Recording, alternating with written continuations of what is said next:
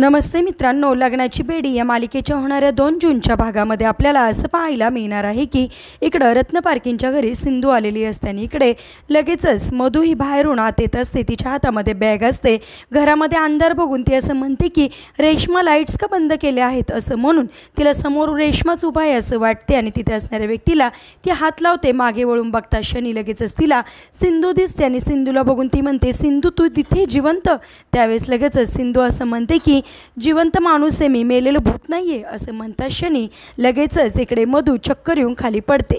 त्याच क्षणी कृष्णा म्हणजे सिंधू हातामध्ये मेणबत्ती घेते आणि असं म्हणते की या कृष्णाचा कारभार लय ढिला, जो नडणार त्याच्यावर करणार हल्ला असं म्हणून आता चक्क मधुराणीवर हल्ला करायला सिंधू पुन्हा आलेली आपल्याला पाहायला मिळणार। एपिसोड कसा वाटला कमेंट करून नक्की सांगा आणि असेच मालिकेच्या पुढील अपडेट्ससाठी तुम्ही आपल्या रंजक मराठी चॅनलला नक्की सबस्क्राईब करा। थँक्यू।